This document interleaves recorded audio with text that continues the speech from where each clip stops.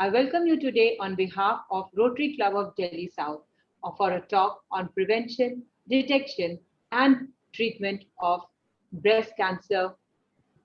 We as individuals are completely devoted to our families and loved ones and would go out of our ways to take care of them. We would even guard our valuable belongings with our lives. But I often wonder, why does this enthusiasm get diluted when it comes to our own well being? After all, our bodies are our most precious assets. With this thought in mind, Rotary Club of Delhi South, under the able guidance of our committee chair, Mrs. Rajni Dua, and Community Services Director, Rohit Sadana, worked tirelessly for conceptualizing and organizing this event. We have been ably supported by our partners in this endeavor, by Akhil Bharatiya Marwari Mahila Sammelan, Delhi Pradesh Sukhdev Vihar Shakha, an organization devoted towards women empowerment, by Forum for Breast Cancer Protection, an NGO dedicated towards this very important cause, and Innervale Clubs of District 301, who have made this cause an area of special focus this year. Let's begin this evening with an invocation to Lord Ganesha by Mrs. Rekha Goyal, Secretary Akhil Bharatiya Marwari Mahila Sammelan, and a devotional dance tribute by Varnika Agarwal.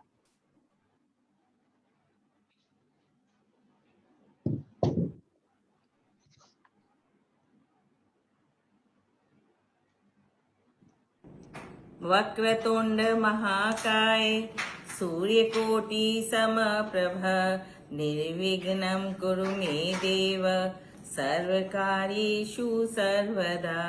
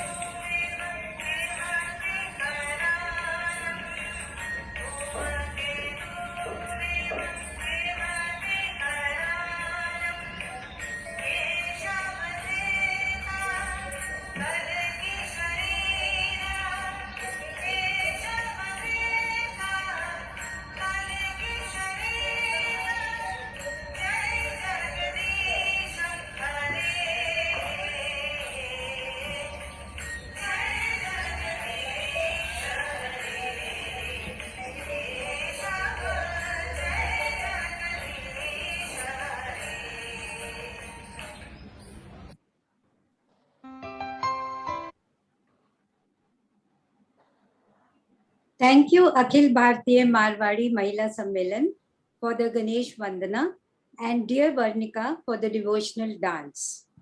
Greetings and a very warm welcome to you all from the Rotary Club of Delhi South. I am Rajni Dua, Chairman of Breast Cancer Awareness and Prevention Committee, and it is a great pleasure to have you all with us today. This webinar is a part of a series where we intend to create awareness and give helpful information on the prevention of breast cancer. We hope that you all can benefit from this information and knowledge, which is so necessary to deal with this disease. Our mission is to educate, inspire, and empower you so that you can learn about breast cancer detection, prevention, treatment, and support systems. I now request Karuna Sharma from the Forum for Breast Cancer Protection to show us a short film which is self-explanatory. Thank you.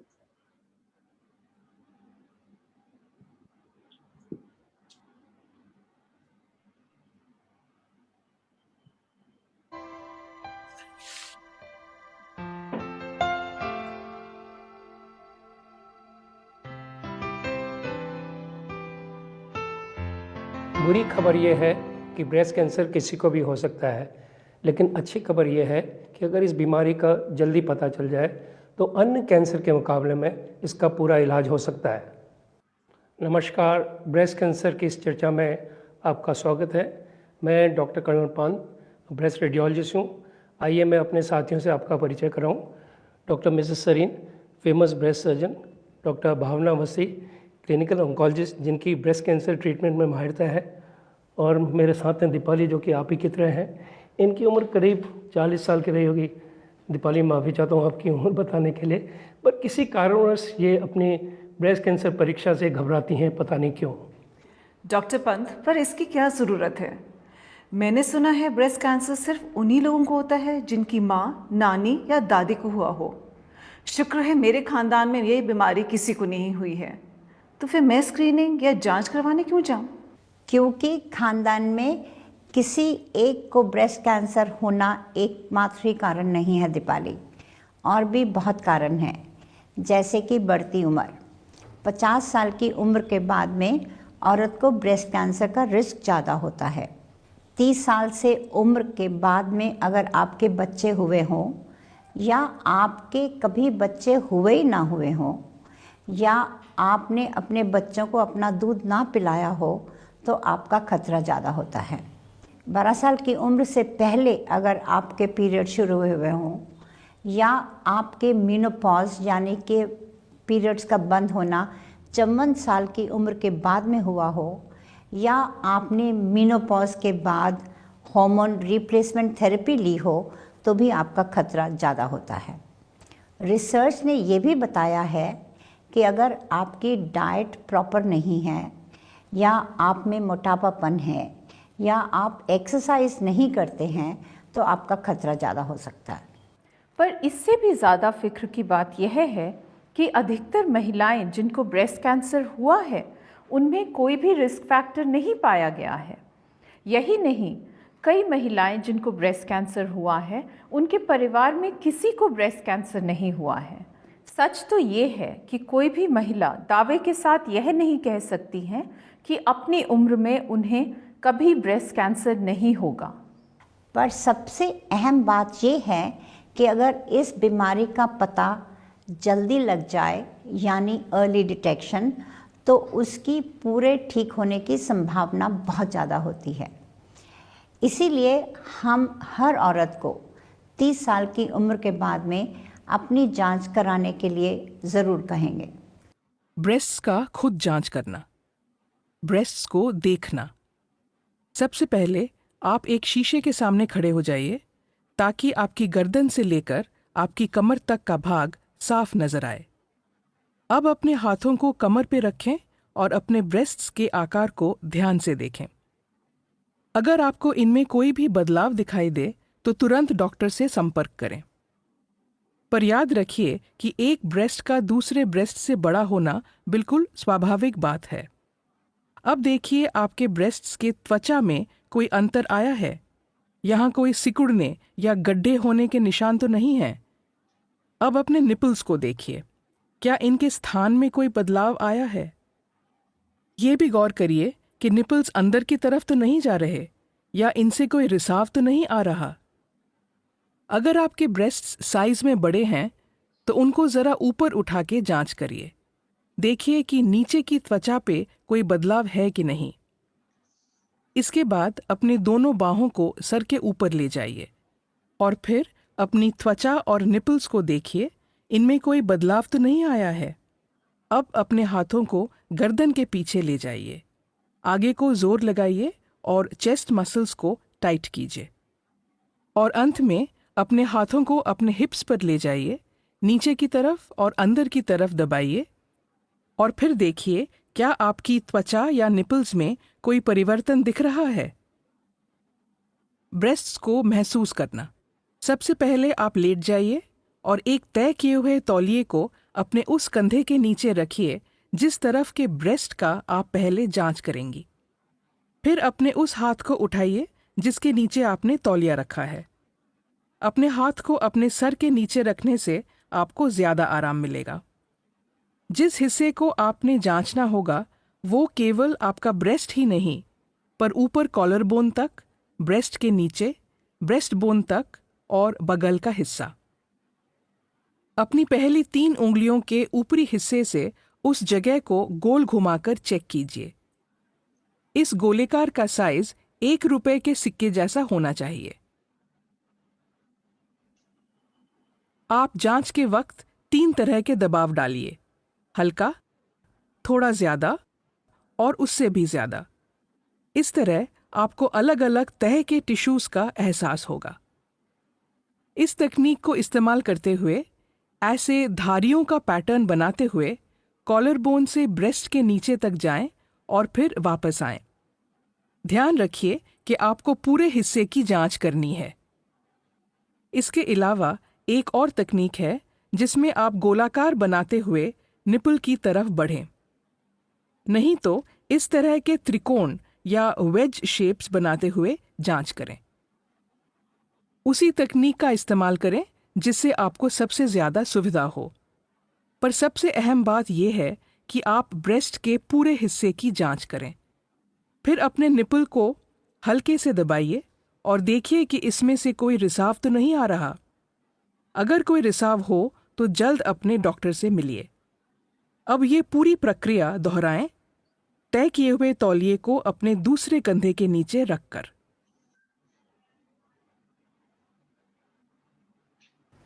और अगर आपको अपने breast के आकार में फ़र्क दिखे या आपके चमड़ी के रंग में कुछ बदलाव नज़र आए, आपके ब्रेस्ट या बाह के नीचे कोई गिल्टी महसूस हो या आपके निप्पल में कोई दरार या खिंचावट हो या आपके निप्पल से कुछ रिसाव हो तो आप तुरंत अपने डॉक्टर से मिलिए।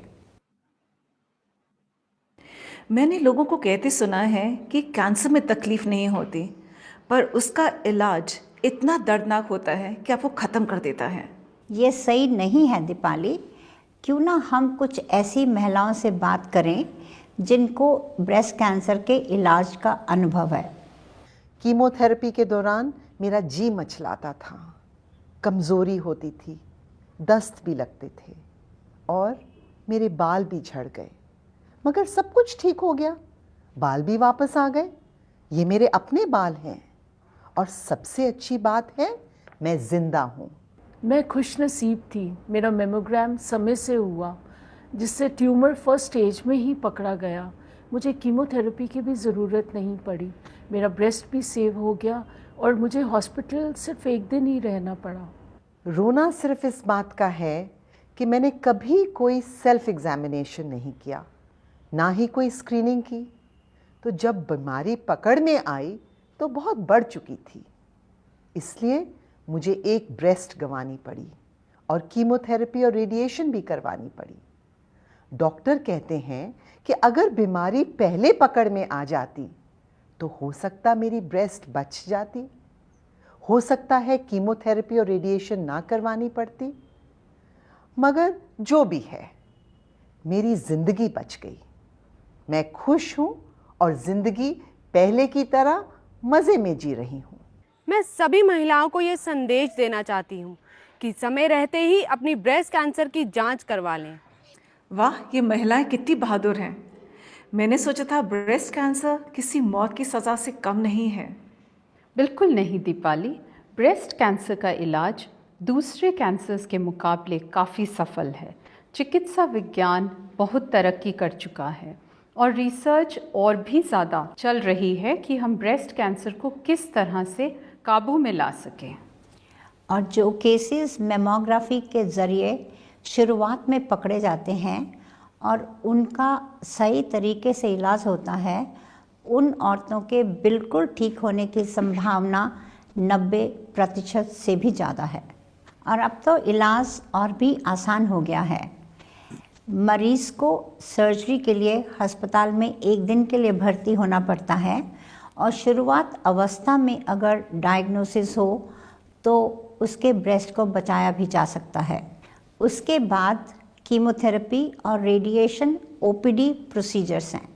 मरीज़ अस्पताल में आता है, अपनी दवाई लेता है और उसके बाद में घर चला जाता है। कभी कभी तो अपने काम पे भी जा सकता है। और अब तो सबसे बेहतरीन इलाज हमारे देश में ही मौजूद है। अच्छा, कोई ऐसी तरकीब है कि मेरे ब्रेस्ट कैंसर होने की संभावना घट जाए? अगर आप अपने रहने का तरीका ठीक कर लें तो आपके ब्रेस्ट कैंसर होने की संभावना कम हो सकती है। और इसके लिए मैं क्या कर सकती हूँ doctor?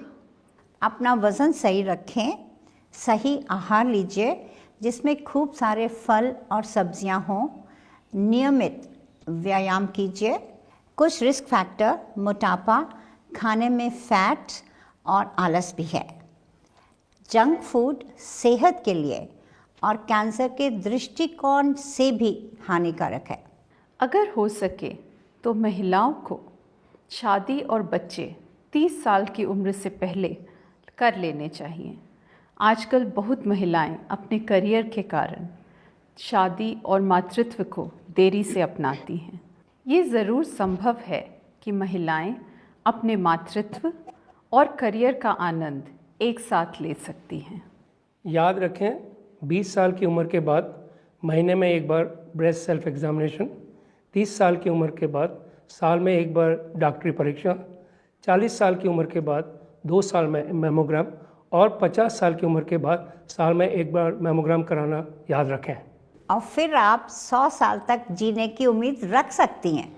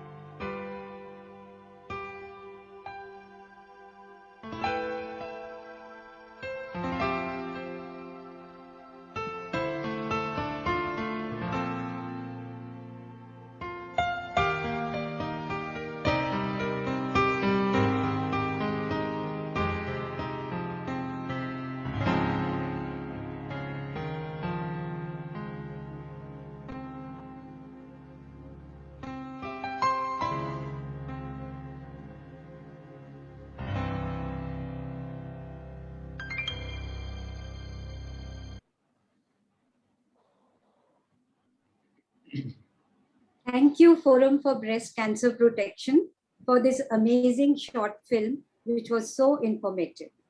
I am now delighted to introduce our panel of eminent personalities who are joining us today and are experts in the field of breast cancer.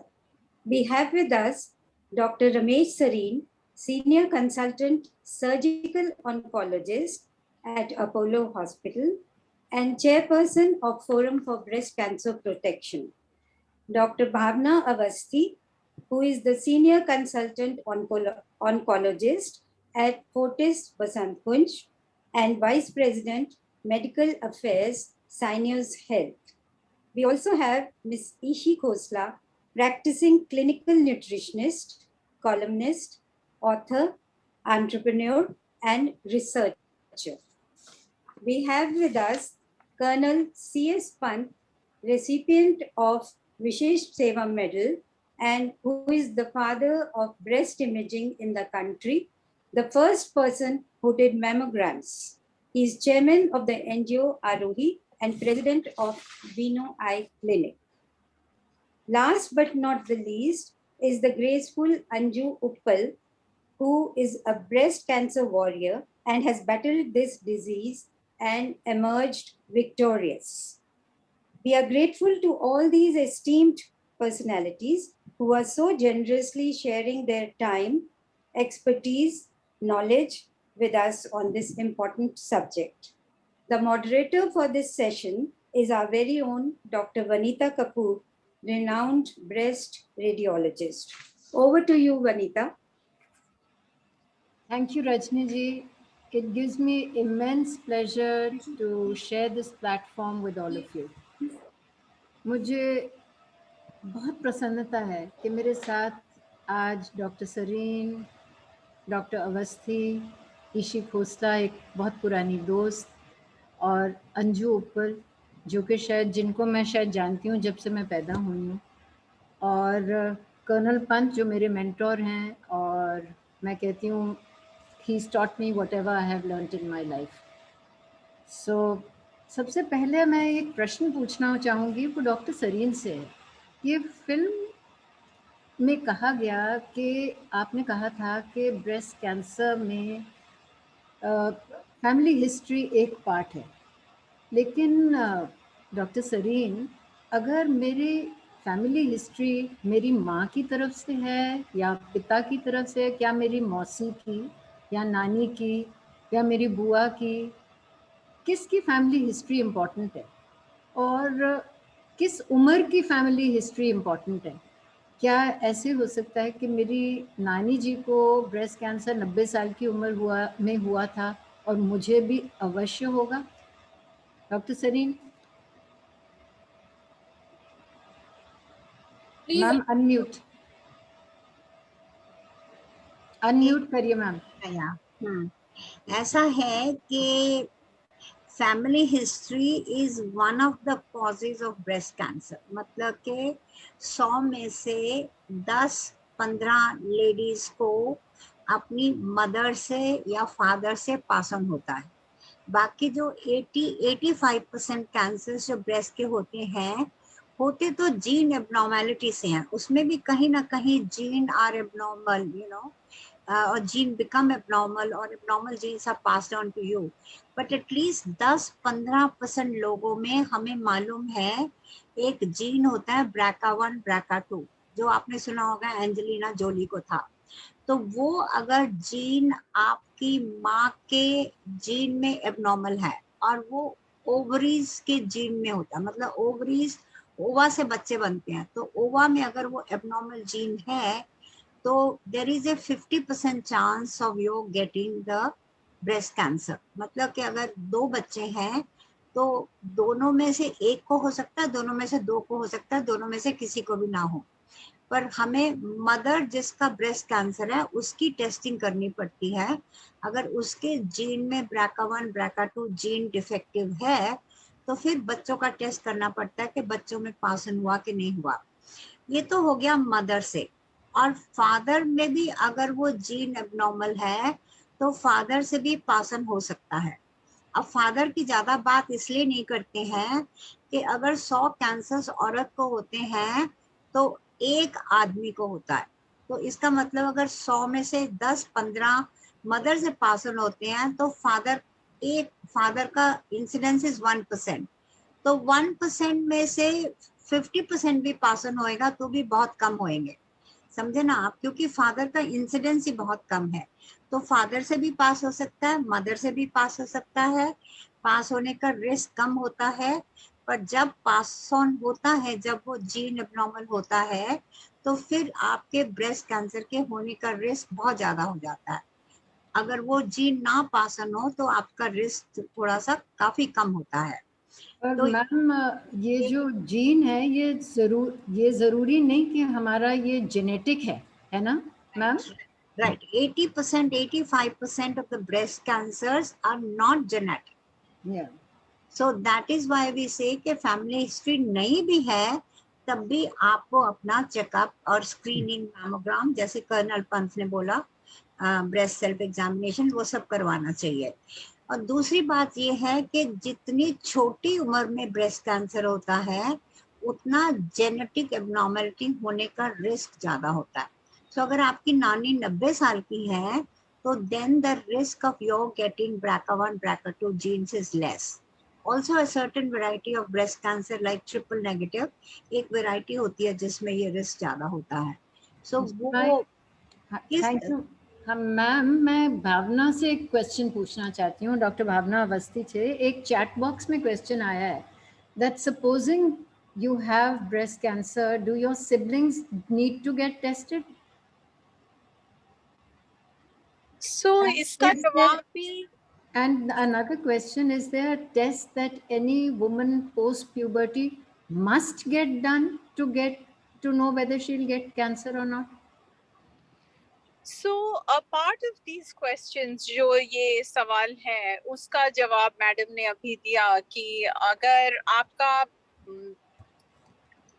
Family history strong है, कि आपकी फैमिली में 2-3 लोग हैं, आपकी माता हैं या आपकी नानी हैं और आपकी मौसी को है या नानी की बहन को है, और हम सिर्फ ब्रेस्ट कैंसर नहीं देखते हैं, हम ब्रेस्ट कैंसर, ओवेरियन कैंसर और भी अलग अलग कैंसर्स की हिस्ट्री का पता करते हैं। तो अगर फैमिली में बहुत लोगों को है जहां आपका रिस्क हाई हो जाता है, उस टाइम पर फिर आप ये कहते हैं कि आप फेमिलियल रिस्क को समझने की कोशिश करें, क्योंकि अगर हमारे अंदर कोई एक जेनेटिक अबनॉर्मैलिटी है तो उसको पता करके उसका निवारण करना बेहतर है बजाय इसके कि हम उसे इग्नोर करें। तो जिसकी फैमिली हिस्ट्री है उन्हें जेनेटिक काउंसलिंग करवानी चाहिए।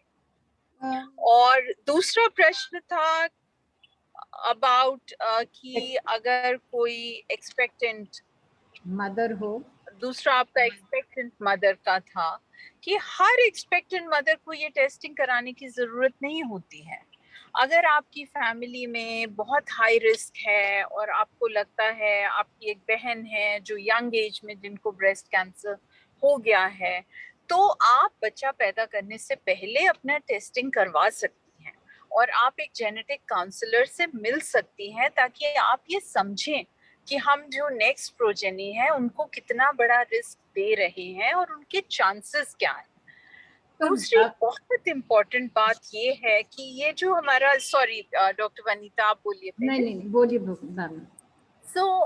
जो ये हम बताते हैं कि जेनेटिक अबनॉर्मैलिटी है, इससे आपका पूरी उम्र में ब्रेस्ट कैंसर का रिस्क और ओवेरियन कैंसर का रिस्क बढ़ता है। इसका मतलब ये नहीं है कि आपको ज़रूरी होगा, और वो रिस्क अगर हम परसेंटेज में देखते हैं तो 80 से 90% लोगों को होता है, तो हम उस रिस्क को भी कम कर सकते हैं। जैसा कि आपने इस फिल्म में देखा, डॉक्टर सरीन ने बताया कि आप अगर अपना नियमित रूप से एक्सरसाइज करेंगे, आप अपना वजन कम करेंगे, आप मोटापा नहीं होने देंगे, आप अपने आप को खुश रखेंगे, आप स्वस्थ भोजन खाएंगे, तो अपना लाइफस्टाइल को हम इतना इम्प्रूव कर लें तो हमारा जो जेनेटिक रिस्क है वो भी कई हद तक कम हो सकता है। ये भी वैज्ञानिकों ने हमें बताया है और समझाया है। तो हर एक को ऐसा डरना नहीं चाहिए। अगर आपका हाई रिस्क है, जेनेटिक काउंसलिंग करवाइए और फिर उनके कहे के अनुसार चलिए। थैंक यू भावना। इसका मतलब कि हर औरत जिसकी माँ या नानी को ब्रेस्ट कैंसर हुआ, उसको ज़रूरी नहीं कि उसको होगा, अनलेस एंड अनटिल उसको 2 या 3 रिलेटिव्स हों या छोटी उम्र में हुआ हो। मेरा प्रश्न ये है कि डॉक्टर पंत, क्या हम स्क्रीनिंग मैमोग्राम से कुछ कर सकते हैं कि हम अगर रेगुलर स्क्रीनिंग करें और किस उम्र पे करें? सो वनिता, जैसे डॉक्टर सरीन ने कहा कि अगर हम, और एक हमारी जो पैनलिस्ट जो कि हमारी ब्रेस्ट कैंसर सर्वाइवर थी, उसने कहा था कि मेरा जो ब्रेस्ट कैंसर मैमोग्राम से अर्ली डिटेक्ट हुआ था तो मुझे कीमोथेरेपी नहीं जरूरत पड़ी थी।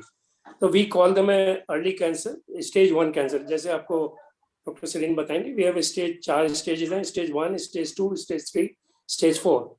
और जैसे जैसे जिस स्टेज पे ये डायग्नोज होता है वैसे वैसे आपकी सर्वाइवल अच्छी होती है। अगर स्टेज 1 में है तो सर्वाइवल 97% है, स्टेज 2 में डायग्नोसिस 83% है, स्टेज 3 में है तो 47% है, स्टेज 4 में है तो 27% है। तो इसलिए हमें ये बहुत ज़रूरी है कि अर्ली डिटेक्शन, हमारा एक मोटो जो है जो फोरम फॉर ब्रेस्ट कैंसर का है, if detected early it is fully curable. So and that how do you, मतलब कैसे आप इसको अर्ली डिटेक्ट करें। सो जब हम कोई भी लेडी जब अपने लंप फील करती है या उसका डॉक्टर फील करता है तो जनरली उसका साइज जो है 2 सेंटीमीटर से ज़्यादा होता है। तो इसका मतलब अगर पहली बार आपने अगर लंप फील किया है, अगर वो कैंसरस है, प्लीज़ ये मत सोचिए कि हर एक लंप कैंसरस है, बिकॉज 90% जो लंप है वो नॉन कैंसरस होते हैं। सो आप ये मत घबराइए कि अगर आपने कुछ एकदम लंप फील कर लिया कि वो कैंसर ही हो गया, नहीं। तो अगर वो कैंसरस लंप है और आप फील कर रहे हैं, आपका डॉक्टर फील कर रहा है, तो नॉर्मली ये स्टेज 2 होता है। जो मैमोग्राफी, जो रूटीन मैमोग्राफी हम करते हैं, उसमें हम लोग what we pick up is stage 1 cancer less than 2 centimetre, और कई बार हम 2 सेंटीमीटर का 1 सेंटीमीटर से पहले भी पिकअप कर लेते हैं, what we use the word sub centimetre clear. तो they have a best outcome. जैसे उसने हमारी लेडी ने कहा कि स्टेज 1 में आपको छोटी सी सर्जरी होती है, ब्रेस्ट रिमूव नहीं होती है, कीमोथेरेपी नहीं होती है लार्ज नंबर में, और सिर्फ रेडियोथेरेपी से काम चलता है। और डॉक्टर पंत, इसका एक उदाहरण यहाँ बैठी हुई है Anju ji. Anju was detected in stage 1 disease, and after Anju just tells her how she was detected, I want Ishi to tell us how diet can help and what role refined sugars have in this. Anju is with us, and Anju ji, आप बताइए कि आप stage 1 में 7 साल पहले detect हुई थी मेरे ख्याल अंजू को. मैं अपनी रूटीन मैमोग्राम के लिए गई डॉक्टर पंत के क्लिनिक में, डॉक्टर वनीता कपूर करती हैं, एंड एज ऑलवेज वो मैमोग्राम तो क्लियर निकला, पर वो ऑलवेज अल्ट्रासाउंड के साथ बैकअप करती, फॉलो अप करती हैं। तो उस दिन वो फॉलो अप कर अल्ट्रासाउंड करते करते एक पर्टिकुलर स्पॉट को काफी देर तक फोकस करती रही। मुझे थोड़ी सी रेस्टलेसनेस भी हुई कि जब मैमोग्राम मेरा क्लियर निकला है तो डॉक्टर वनीता कपूर क्यों इतना टाइम लगा रही है। पर फिर थोड़ी देर बाद उन्होंने मुझे कहा कि you will have to go through some more test, तो आप थोड़ी देर यहीं रुकिए। शाम तक पता लग गया कि yes, I had the breast cancer. She confirmed to me, Dr. Vanita. So actually what happens sometimes is when the mammogram is dense, when there's a lot of glandular tissue in the breast, we need to combine it with an ultrasound of the breast. Yes. That generally happens in the younger women who are less than 40. But it depends on the age and it depends on the density of the breast. And in Anju, we did a fine needle aspiration, which gave us the diagnosis. And within 24 hours, we had the diagnosis. It was a sub-centimeter lump, which was removed. And she's here with you today. I'll ask her a few questions a little later. My next question is to Ishi. Ishi is a renowned nutritionist. And Ishi, I wanted to know what is the role of diet in A, preventing cancer, and B, how we can have a healthy diet if we are diagnosed with cancer. And should I give up sugar completely? Thank you, Vinita. And these are both very important questions. And जैसे अभी बात हुई genetics की, तो उससे पहले शुरू करते हैं, क्योंकि जब आपने मेरे से पूछा एक टैगलाइन बताइए, तो I said genes need not be your destiny. तो इसलिए क्योंकि जीन्स तो हमारी है ही, we are all carrying what we call a blueprint for our lives, for our health and well-being also. तो ये जो जीन्स हैं, लेकिन इनकी एक्सप्रेशन, मतलब हमारी कौन सी जीन एक्सप्रेस होगी और कौन सी सप्रेस होगी या साइलेंस होगी, वो हमारे ऊपर डिपेंड करता है। तो इसीलिए डॉक्टर रमेश सरीर ने जब फिगर दी 80% are non genetic and 20% are only genetic, तो वो कौन सी 20% फैक्टर्स हैं जो प्ले अप करते हैं इन 20% पीपल, इसके बारे में अगर हम सोचें तो बेस्ट एग्जाम्पल यही है कि एक 2 aspects that this disease, whether it is breast or any cancer, is going up not because of only early detection or higher detection, but the numbers are genuinely growing and genes have not changed. चाहे आप heart disease देखिए, चाहे आप cancer देखिए, कहीं का भी genetics बदलती नहीं है, हजारों सालों में जीन्स नहीं बदलती। तो ये कुछ ना कुछ हमारे लाइफस्टाइल से कनेक्टेड है, और वो क्या फैक्टर्स हैं मैं बताऊंगी अब। और नंबर 2 जो आजकल रिसर्च कर रहे हैं साइंटिस्ट, दैट एनिमल रिसर्च, जो प्राइमेट्स हैं, जिनको चिंपैंजीज अब मान के चले, जिनका जेनेटिक हमारे डीएनए सीक्वेंसिंग से बिल्कुल सिमिलर है। अभी कैंसर और ब्रेस्ट कैंसर पे ही रिसर्च पेपर हम पढ़ रहे थे कि they are almost identical, barring 1 or 2 minor differences, and chimpanzees में कैंसर होता ही नहीं है, वर्चुअली नील है। तो कहीं ना कहीं बिकॉज ऑफ द लाइफस्टाइल, जिनका वो लाइफस्टाइल है, जो इन्वायरमेंट है और जो हमारा है, उसमें अंतर है कहीं ना कहीं, जिसकी वजह से हम इतनी तेजी से ये प्रॉब्लम बढ़ रही है। तो ये दो बहुत स्ट्रॉन्ग एविडेंसेस हैं to suggest that something that we are doing in our lifestyle is causing this, which is what we could there be a role of stress in breast of cancer? course, Of everything, any cancer, absolutely, in any cancer, right? So absolutely, any sort of stress is going to cause some change in our body environment and cause disease. one of the breast important cancer is factors. one of the diseases. I think these days in our environment, there's so much of stress.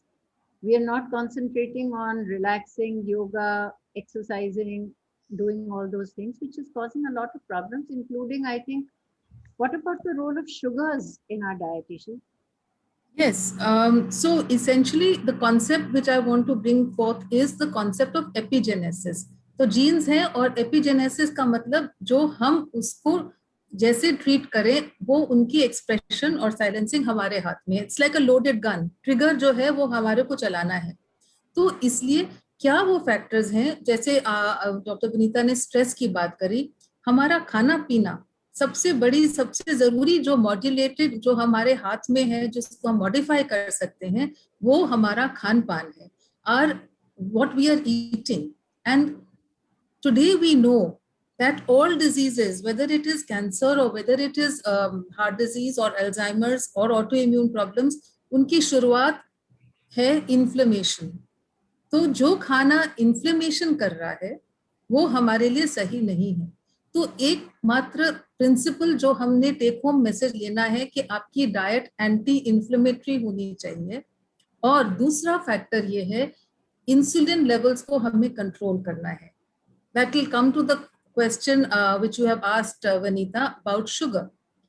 Insulin को जब अगर insulin ज्यादा है तो हमारी body में inflammation होती है। वो डॉक्टर सरीन ने पहले बताया, मोटापा, जिन लोगों को मोटापा है, जिन लोगों को खासकर पेट का मोटापा है, उनकी बॉडी में इन्फ्लेमेशन होती है, जिससे ये कोई भी बीमारी, चाहे आपकी कैंसर ले लीजिए, ब्रेस्ट कैंसर कहीं का भी हो, वो उसकी tendency according to your genes वो बढ़ती है।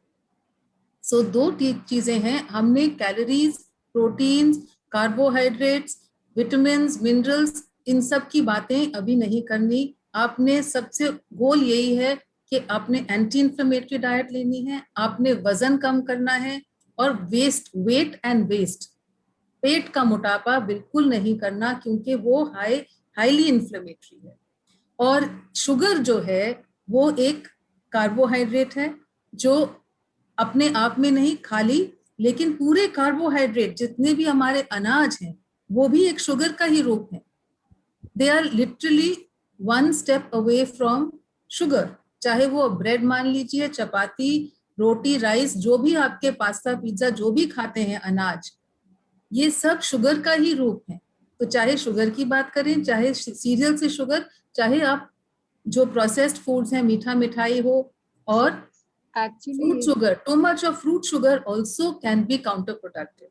So that means cut down your foods, and yes, and that will be one of the important takeaways that today control inflammation and control your insulin levels. And sugar is integral to that. Of course, there are other mechanisms by which sugar can be harmful, but this is one of the most important. And ये मतलब नहीं है कि हमको मीठे का मन नहीं करता या हमारे को स्वीट टूथ हमारा नहीं है, तो उसके लिए हमारे पास ऑप्शंस हैं। फ्रूट्स अपने आप में, फ्रूट शुगर जो है वो आपको एक सेटिस्फाई करती है। ड्राई फ्रूट्स हैं, हनी है। हनी एक, अब बहुत ज्यादा हमने इसको शुगर जैसा ही माना है, लेकिन असलियत तो ये है कि हनी एंटी इन्फ्लेमेटरी है। हनी में ऐसी प्रॉपर्टीज हैं जो आपको एंटी कैंसर बेनिफिट्स देती हैं। तो अगर आपने कुछ चीज में चाय में चीनी के बजाय हनी डाल दिया तो आपका कोई नुकसान नहीं है। ऑफ कोर्स पेट का मोटापा आपने देखना है कि वो नहीं होना चाहिए, लेकिन थोड़ा बहुत लेने में कोई दिक्कत नहीं है। इसी तरह गुड़ है या जैगरी है, so we have options also. I said Ishi can say this because she is slim and she's managed to remain slim. But yes, it's true. Who's talking, Vinita? Everything does get converted into sugar in the body, yes. And pure sugars, which are the neat sugars, are the worst form, I guess. Absolutely. Ma'am, Dr. Sareen, I wanted to ask you that supposing you're the person that they come to first, I'll tell you, I'll ask Dr. Pant this question later about the role of mammogram and the role of ultrasound. But what do you do when a person first comes to you with a diagnosis of cancer? I know we are the first people to diagnose it. But when they first come to you, do you palpate the lump? Do you feel the lump? How do you counsel them, ma'am, after that? What do you say? Yeah. Before I answer this question, I actually just want to reiterate. मैं दोबारा से आपको बताना चाहूँगी, जो इश्शी ने बताया है वो साइंटिफिक स्टडीज हैं। हमारी बड़ी की मीटिंग्स में हजारों लोगों में उन्होंने फैट एब्डोमिनल अंदर का जो फैट होता है पेट का वो टेस्ट करके बताया है कि वो ज्यादा होने से कैंसर ज्यादा होता है। ऑल्सो हजारों लोगों में उन्होंने कहा है कि अगर डायबिटीज को अच्छे से कंट्रोल करोगे तो आपकी ट्रीटमेंट ज्यादा इफेक्टिव होती है। सो ये स्टडीज हैं, ये हमारा आपका कहना नहीं है, ये पूरी बड़ी बड़ी स्टडीज हुई हैं। Now coming to the fact कि जब आपका कैंसर डायग्नोज वनीता या कर्नल पंत मैमोग्राम अल्ट्रासाउंड में करके देते हैं तो फिर हम हाथ से तो फील करते ही करते हैं वो गिल्टी एग्जैक्टली कोलैबोरेट करने के लिए कि कितनी बड़ी है, उन्होंने कितनी बड़ी बोली है। अंडर आर्म जो आपको बताया फिल्म में कि अंडर आर्म को भी टेस्ट करो वहाँ ग्लैंड्स हैं या नहीं है, तो then we stage the disease as Colonel Pant said, stage 1 है, 2 है, 3 है, and then after the clinical examination of a patient which is diagnosed, फिर हम बायोप्सी करते हैं कि टाइप कौन सा है।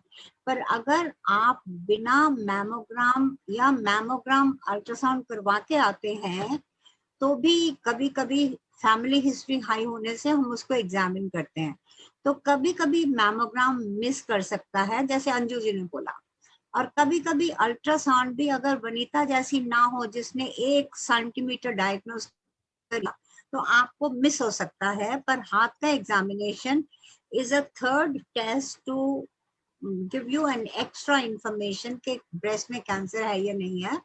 हमारी एक आधी पेशेंट ऐसी हैं जिनके सिर्फ एग्जामिनेशन में दिखा कि यहाँ कैंसर है, कि मैमोग्राम एक तरह का कैंसर होता है लॉब्युलर, वो मैमोग्राम में मिस हो सकता है, अल्ट्रासाउंड में भी छोटे छोटे मिस हो सकते हैं, तो एक हाथ का एग्जामिनेशन बहुत जरूरी होता है। So clinician examination is also recommended in addition to mammogram and ultrasound. Bhavna, when the patient comes to you, she comes to you for the chemotherapy, right? And most of them are very distraught. But today chemotherapy has improved, right? And I'm sure there are various ways in which you can give. In certain patients, you give hormones. In certain patients, you give some tablets. And there's a question on the chat box which says that if an older patient is getting a certain tablet, do they get body aches or pains in the legs? And you have to counsel them, I suppose, on what type of chemotherapy, if they require chemotherapy, number one, and the type of chemotherapy. Like in Anju's case, she didn't require chemotherapy and she just required a hormone tablet. But not everybody goes through that experience.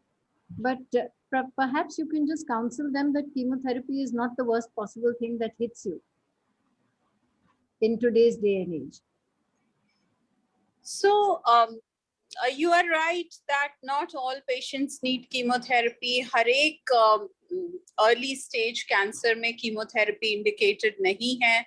Surgery से ही कई cancers का इलाज हो जाता है और उसके बाद आपको हार्मोनल टैबलेट्स लेनी पड़ती हैं and you are cured of the cancer. लेकिन काफी हद तक जैसा डॉक्टर पंत ने बताया कि हमारे यहाँ पर कैंसर्स हमें थोड़े बड़े मिलते हैं, हम जब तक हमारे पास आते हैं, जब तक आपके पास आते हैं डायग्नोसिस के लिए, तब तक वो एक गांठ बन चुकी होती है। हम छोटी गांठें कम देखते हैं, हम बड़ी गांठें ज्यादा देखते हैं। तो जब गांठ बड़ी हो जाती है तो उसका फैलने का रिस्क भी बड़ा हो जाता है। तो इसीलिए हमको वो रिस्क को कम करने के लिए कीमोथेरेपी देनी पड़ती है। और कीमोथेरेपी लेने के लिए जब हम मरीज को समझाते हैं, जब महिलाओं को समझाते हैं, जब वो आती हैं, तो बहुत तरह के प्रश्न उठते हैं। हर एक के मन में डर होता है कि हमने अपने बाल खो जाएंगे, हमारे जनरल कंडीशन खराब हो जाएगी, हमारी स्किन खराब हो जाएगी। ये यंगर महिलाओं में, यंग लड़कियों में ये सबसे ज्यादा उनको इस चीज का डर रहता है। और हमें क्या देखना होता है, हमें देखना है कि इनकी डायबिटीज कंट्रोल्ड है कि नहीं, इनका ब्लड प्रेशर कंट्रोल्ड है, इनके हार्ट को स्वस्थ रखना है हमको, और हमें कोई इन्फेक्शन ना आए ड्यूरिंग द कीमोथेरेपी प्रोसेस। तो जो काउंसलिंग होता है, जो सेशन होता है उस टाइम पे कीमोथेरेपी शुरू करने से पहले, उसमें हम ये बहुत सारी चीजें समझाते हैं अबाउट कीमोथेरेपी जो उन्हें पता होनी चाहिए और जो हर महिला को पता नहीं है। और जैसा आपने कहा कि पहले और अब में, अगर हम 20-25 साल पहले की बात करें जब हम कीमोथेरेपी देते थे और आज की डेट में जब कीमोथेरेपी लेते हैं लोग, तो उन कीमोथेरेपीज में काफी अंतर आ गया है। कुछ तो दवाइयों में अंतर आया है कि आप कौन सी कीमोथेरेप्यूटिक मेडिसिन दे रहे हैं। अब हमारे पास टैबलेट्स भी हैं, अलग अलग तरीके की बीमारियों में, ब्रेस्ट कैंसर में भी अलग अलग स्टेजेस में हमारे पास अलग टैबलेट्स होती हैं जो हम दे पाते हैं। लेकिन काफी ज्यादा अंतर आया है उनके साइड इफेक्ट से झेलने वाली दवाइयों में, जैसे कि नोजिया, वॉमिटिंग। अब हमारी महिलाओं को वॉमिटिंग बहुत ज्यादा नहीं होती है क्योंकि हमारे पास बहुत स्ट्रॉन्ग दवाइयां होती हैं जो वॉमिटिंग को बचा देती हैं, जो आपका नोजिया, जो फीलिंग ऑफ वॉमिटिंग है उसको ठीक कर देती हैं। फिर हमारे पास दवाइयां हैं कि सेल काउंट्स, जो ब्लड सेल्स लो होते हैं वो ना हो और हॉस्पिटलाइजेशन की जरूरत ना हो, ताकि महिलाएं जो अपना ट्रीटमेंट करवा रहे हैं वो अपना काम भी साथ साथ कर लें और एटलीस्ट अपने घर पे तो रहें और हॉस्पिटलाइजेशन की जरूरत ही ना हो। हॉस्पिटल आए, अपनी कीमोथेरेपी लगाएं और घर जाएं। तो ये सारी चीजों में इतना बदलाव आया है कि हमारा इम्प्रूवमेंट, एक तो इम्प्रूवमेंट हुआ है सर्वाइवल्स में और इम्प्रूवमेंट हुआ है हमारे क्योर रेट्स में, और दूसरा इम्प्रूवमेंट हुआ है आप कैसे उसको एक्सेप्ट कर सकते हो, आप कैसे उस दवाइयों को टॉलरेट कर सकते हो, और ज्यादा टॉलरेबल दवाइयां भी आ गई। हाँ भावना, मैं ये कहना चाह रही थी कि बहुत सारे चेंजेस आ गए हैं, लेकिन एक और चेंज भी आया है कि माइंडसेट में भी चेंज आया, क्योंकि आदमी अब एक्सेप्ट करने का, ladies have started accepting it. I know Anju fought this disease, and although she required no chemotherapy, but she turned to Buddhism. She made her diet very healthy. And Anju, maybe you can tell us about how you combated it.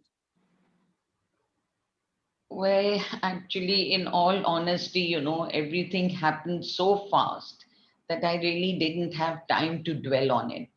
Within a week, all the tests it was diagnosed, tests ho gaye, and I was in front of Dr. Sareen, where she came across as a very warm person, motherly figure who calmed down my anxiety levels. And before I knew, I was in the OT. And the next day, I was discharged from the hospital within 24 hours. And a week later, I was back at work. तो काम पे जाने से मन बहुत लगा रहता था काम में, कि टाइम ही नहीं मिलता था सोचने के लिए कि क्या हुआ मेरे पे, to feel sorry for yourself and ask why me, why was I struck with this. तो बेस्ट यही होता है। एंड फिर आपकी फैमिली है, family is there to give you all the love, emotional comfort, doctors ki complete support and security that you are in safe hands and you're on the right treatment. ये सब चीजों का support होना help gives you a lot of strength and courage to go through this. And yes, my Buddhism chanting gave me a lot of strength. They So say, I guess यही ना, spirituality helped you, family helped you, yes, your diet changed completely. I know you started eating very healthy and you had a great support and reduced your stress, because the moment you reduce all these factors, you turn to a much more positive person. You can lead a better and healthier life. in Buddhism, they say illness doesn't make you unhappy. It is being defeated by the illness and the fear which makes us unhappy. So try not to have limited fear. And I feel कि सबसे ज़्यादा ज़रूरी है अपना मन कहीं और लगाना in a nice constructive way, ताकि कम टाइम मिले to think or dwell on it कि अब क्या हो रहा है, अब मुझे ये क्यों हो रहा है, वो क्यों हो रहा है. And of course with all this you get a lot of strength and courage. So that means positive thinking was so important for you. Positive thinking, change of lifestyle. You are a true warrior, Anju. You are a true warrior. I've seen you through these years. You've been amazing, absolutely amazing. Through everything, there's a smile on her face and she's put up with a lot. Full marks to you. I had to go through radiation for 4 weeks and I took the first morning slot at 6:15. I remember सर्दियों के दिन थे, 5:30 में घर से निकलती थी. And I made sure I ran back, have a quick breakfast and run to work. क्योंकि काम पे इतना मन लग जाता था कि I had no time to think about it. And in the evening, I was surrounded by my family who provided so much emotional comfort and care. So I that think means family, that's, of course, friends. medical treatment, which is most important. So medical treatment, family, friends, the right food, everything helped. There's a little question in the chat box which I'd like to answer myself, which says that when do you do mammogram, when do you do ultrasound, what's the role of each? So the answer to that is, if you're less than 35 years of age, your first modality would be an ultrasound. Ultrasound because we expect your breast to have lots of breast glands. Between 35 and 55, we do a mammogram and sometimes an ultrasound. The role of the mammogram is to look for one particular type of cancer, which is one particular type of cancer which is depicted only by fine dots of calcium called microcalcification, which indicate early cancer within the milk ducts. That can be seen only on mammogram and not on ultrasound. So if I do only an ultrasound at 45 years of age, no go. Ultrasound is not a replacement for mammogram. It is an adjunct. Mammogram पहले, उसके संग अगर ultrasound की जरूरत है तो ultrasound. अगर breast में ग्लैंड्स कम है और फैटी है तो अल्ट्रासाउंड का कोई रोल नहीं है. Am I right, Dr. Pant?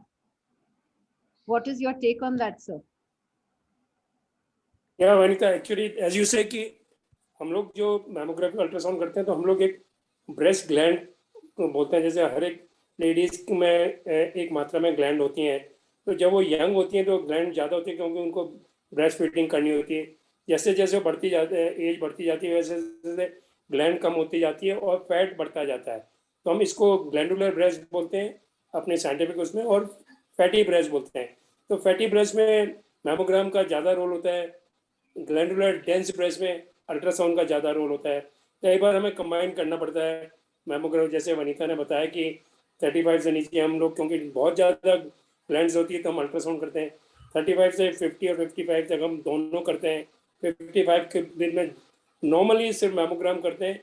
Unless कई बार ऐसा देखा गया है, स्पेशली जो कि वुमेन जो हार्मोन रिप्लेसमेंट थेरेपी में होती हैं, उनकी ब्रेस्ट डेंस होती हैं पोस्ट मेनोपॉजल ऑल्सो, तो उसमें भी हम अल्ट्रासाउंड यूज़ करें. एक्चुअली ये कम्बिनेशन जो है ये एक्सपीरियंस से आता है कि इसमें क्या करना चाहिए और क्या नहीं करना चाहिए. So इसका मतलब कि ये रोल जो है कि किस में मैमोग्राम और अल्ट्रासाउंड कंबाइन करना है, that should be left to the radiologist. And normally supposing there is a clinician, जैसे डॉक्टर सरीन होंगी तो वो भेजेंगी, तो वो कहेंगे mammogram/ultrasound. So you have to trust the person कि they'll do the right job on you and be ethical about it. I know Dr. Sareen has picked up small lumps, and when she draws a diagram and it's got a little gola on it, it means look at this gola. I always say ma'am's fingers have jadoo, and ma'am, you are absolutely correct on that, because when I've had a look, ma'am, the other day I had a patient who said unki jaisi जादू वाली उंगली किसी की नहीं है, probably because she's been doing it for 50 years, तो वो जादू किसी और में है ही नहीं ma'am. Hats off to you, ma'am. I think all the lot of people out here must be thinking that you're just amazing, and with that kind of energy. Vanita, sorry, मैं एक चीज ऐड करना चाहूंगा यहाँ पे कि कई बार ऐसा हुआ जो डॉक्टर सलीम ने कहा कि हमने उनको कुछ भेजा और उन्होंने वापस पेशेंट भेज दिया एक और दूसरी जगह गोला लगा के कि कर्नल पंत, डॉक्टर वनीता यहाँ पे देख लो. And true enough, it came. So she has a golden finger. There's no question about that. She should get insurance, heavy insurance for that. Ma'am, would you know which ladies you would do? My penultimate question, because I want to ask you this question and I want to ask, is she something on intermittent fasting? I just want to ask you, okay, ladies get very scared when they come. They feel that they will have to sacrifice the breast. I think in your experience now, the number of women जिनकी पूरी breast removal करनी पड़ती है वो बहुत कम है. आप, am I right, ma'am? Right, very true. Yes, very true. अगर मैं 100 औरतें देखती हूँ, हालांकि इंडिया में औरतें लेट स्टेज में आती हैं, but still palpable lump, as colonel Pant said, 2 centimetre का होता है. अगर आपको किसी को लम्प फील होता है, आप जरूर टेस्ट के लिए जाइएगा. अगर कैंसर है तो 2 और 3 सेंटीमीटर, 3.5-4 सेंटीमीटर भी, depending on the size of your breast, हम ब्रेस्ट सेविंग ऑपरेशन कर सकते हैं. And large studies, again scientific study, 1 lakh लोगों में ब्रेस्ट कंजर्वेशन हुआ और वही साइज में मैस्टेक्टमी हुई. और at the end of 20 years, मतलब 20 साल बाद जब उनका फॉलो अप करा तो results of breast saving were exactly the same as the mastectomy. So हमको अब बहुत तसल्ली है कि अगर हम ब्रेस्ट सेविंग करते हैं और अच्छे से करते हैं तो आपके ब्रेस्ट में कैंसर वापस आने का डर उतना ही है या नहीं है जितना मैस्टेक्टमी से है.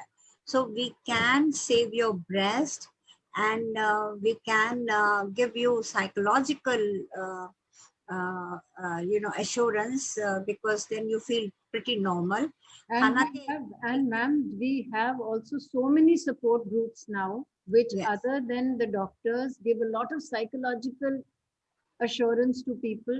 So when you come forward and if you're diagnosed, the assurance milegi, you'll be on a group which will help you move ahead. And yes, even after you're diagnosed with cancer and even if you undergo a PET CT, the role of mammogram and ultrasound does stay. It doesn't vanish because that still stays. Ishti, there's a little question that people have been asking and I just give it to you for a quick answer.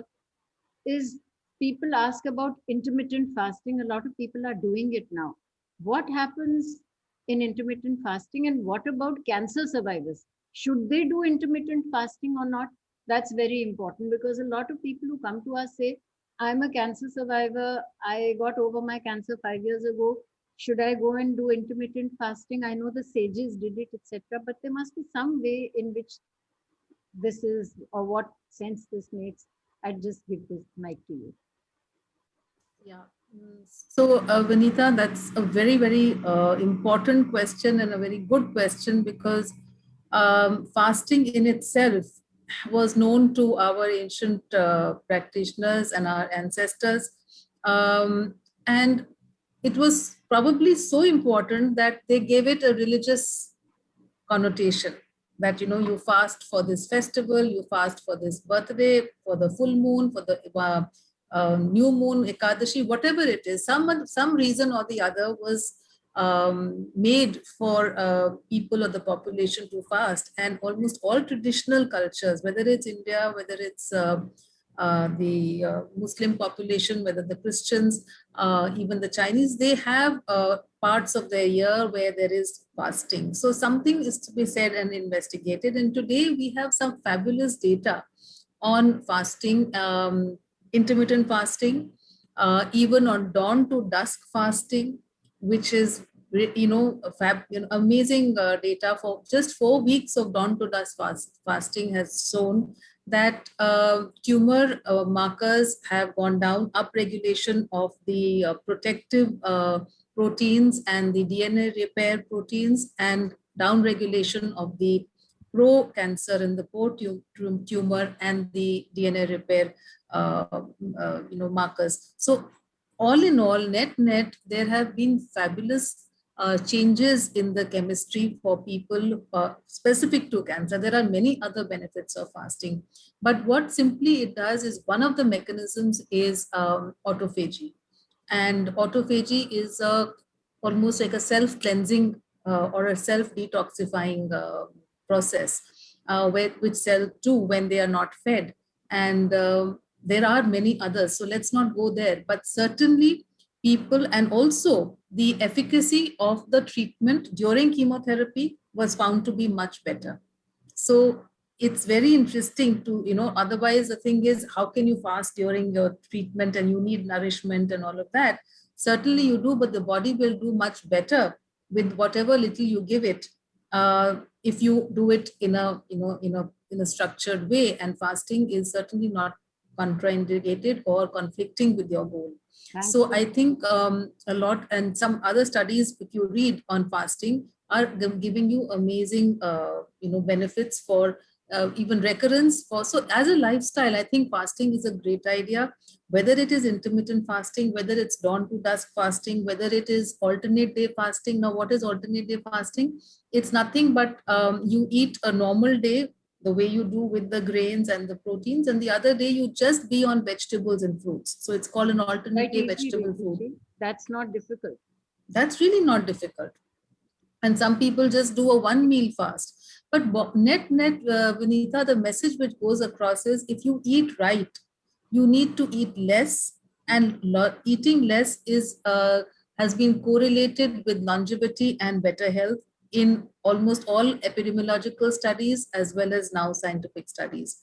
So that's what I've seen. Even people who do intermittent fasting, you find the skin is glowing, you feel better, you feel more energetic, everything feels better. One last line, Anju, I want you to share just a motivational line for everybody to keep themselves positive, maybe something from your Buddhist chant before I hand over the mic back again. My Buddhist chanting, with full conviction and faith, served as a spiritual support. Everything becomes energy to create happiness and fuel for self-improvement. Thank you so much. Thank you to all the panelists for being with us today, and I hand over the mic back again. Thank you very much for being with us today. I hope you all had a good session, and if there's any other questions, you can take my telephone number. You could get it from our coordinators, and I'll get back to you. Thank you. Thank you. Good. Thank you. Thank you. Thank you, Dr. Vanita, for moderating this very insightful session.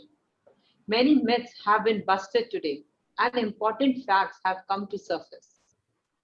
Ladies and gentlemen, we are honored to have between us today Mrs. Anita Jain, the chairperson of Inner Wheel Clubs of District 301, a person who is extremely passionate about this cause. Welcome, Anita ji. We would now like to request you to share your impressions of this program. Anita ji.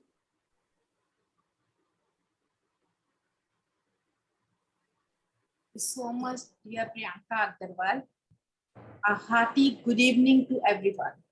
Rotary Club of Delhi South, Rajni Duaji, Club President of Inner Wheel Club Delhi South, Meenakshi Chadda, our Inner Wheel past district chairman, Vinita Chopra ji, Marwari Mahila Sammelan Forum for Breast Cancer Protection, our esteemed panelists, Dr. Ramesh Sareen, Ms. Ishish Khosla, Dr. Bardhani Awasthi, and everyone. Our cancer warrior, Anju Uppalji, respected Rotarians, respected radiologists, Dr. Vinita Kapoor, and my dear interview sisters. Thank you. Thank you for having me here today. It is a pleasure to be a part of such an informative and important webinar today. Breast cancer is one of the most common form of cancer worldwide, and ये बहुत जरूरी है कि हम इसके बारे में महिलाओं को जागरूक करें. All our panelists for the today, really thank you for the wonderful webinar. Very relevant questions were asked and answered.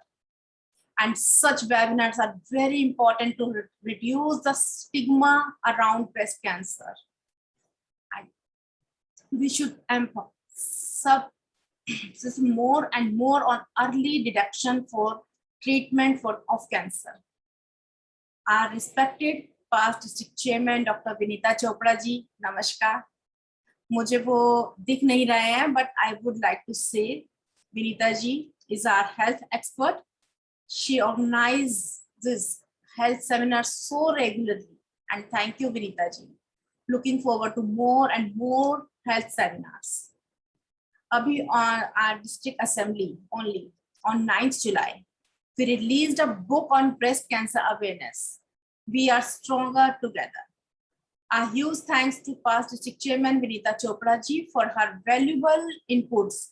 Abhi yesterday only I got to know that Vinita ji had spoken to Dr. Vanita Kapoor also about it. Thank you so much, PTC Dr. Vinita Chopra ji and Dr. Vanita Kapoor ji for your expertise in the book. Our breast cancer warrior, Anju Uppalji. I can't even imagine the struggle that you have been through. Thank you so much for giving all so much strength.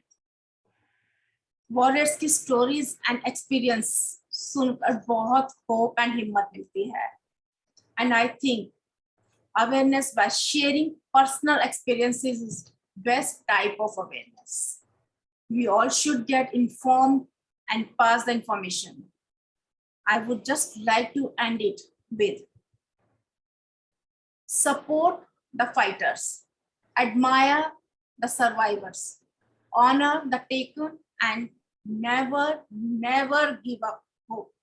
Thank you so much for inviting me today. Thank you. Have a great day. Thank you, Anita ji, for your words of encouragement. Now, I would like to request Mrs. Usha Jain, President of Akhil Bharatiya Marwari Mahila Sammelan, Delhi Pradesh Sukhdev Vihar Shakha, to share her views about the program. And Usha ji. Thank you Priyanka. मैं उषा जैन अखिल भारतीय मारवाड़ी महिला सम्मेलन दिल्ली प्रदेश सुखदेव विहार शाखा अध्यक्ष आप सबका नमन और अभिनंदन करती हूँ. डॉक्टर्स के पैनल ने अभी हमको ब्रेस्ट कैंसर के प्रिवेंशन के बारे में बहुत सारी जानकारियाँ दी हैं जो हमारी डेली लाइफ के लिए काफ़ी यूज़फुल हैं और हम ब्रेस्ट कैंसर से बच सकते हैं. धन्यवाद.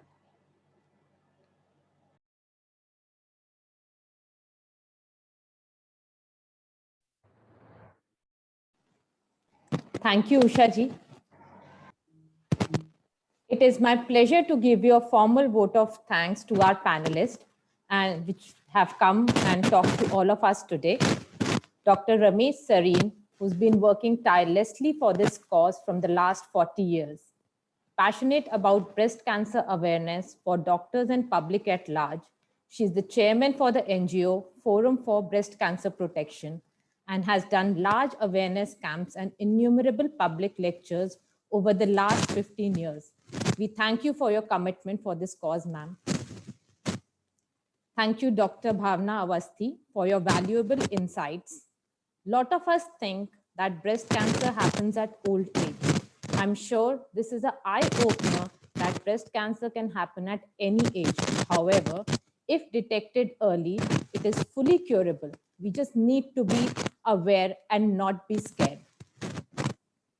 Special thanks to Dr. Colonel C.S. Pant, who has been doing incredible work in this field and has answered our queries and cleared a lot of our doubts today. And of course, prevention is better than cure. Thank you, Ms. Ishi Khosla, for sharing the tips and tricks for a healthy, cancer-free life. My yoga instructor always says, आप अपने शरीर को जितना कष्ट दोगे, आपका शरीर आपको उतना ही आराम देगा, और आप अपने शरीर को जितना आराम दोगे, आपका शरीर आपको उतना ही कष्ट देगा. So, right diet, exercise, and a stress-free life is the key to keep yourself protected. A very, very special thank you, Anju Uppal ji, our breast cancer warrior. Your story is a great motivation that breast cancer is not a death sentence. With the right guidance of doctors, it can be cured. As we heard from Anju ji, she is living a healthy, happy life from past 7 years. With this, I would like to again thank you to all the panelists. Now, I would like to recognize our partners for the event. Inner Wheel Club, District 301. Thank you, Anita ji, for your kind words and encouragement and sparing your time and coming and sharing your thoughts with all of us today. Your passion has made a lot of difference in many lives. And thank you to the entire Inner Wheel team for their support in spreading awareness about this event. Srimati Shraddha Ji Lakotia, Rashtriya Adhaksha Akhil Bhartiya Marwari Mahila Sammelan, and Mrs. Usha Jain, Adhaksha Sukhdev Vihar Shakha. आप दोनों का बहुत बहुत धन्यवाद. आप दोनों के सहयोग से आज का कार्यक्रम संपन्न हुआ है. I would also like to thank the Forum for Breast Cancer Protection for the support on the logistics. A very special thank you to Karuna ji for making this happen. I will be failing short in my duties if I don't thank Rotary Club of Delhi South Breast Cancer Committee for working tirelessly in the background for making this event a success. President Anil Agarwal ji, Mr. Rohit Sadana, our very own Dr. Vanita Kapoor, Mrs. Rajni Dua, and the entire committee members. Thank you so much. With this, I would like to end the program. A big thank you to all the participants who are attending the event today. I request you all not to stop here, but share the knowledge with all your friends and family. We need everyone's support for this cause. Thank you.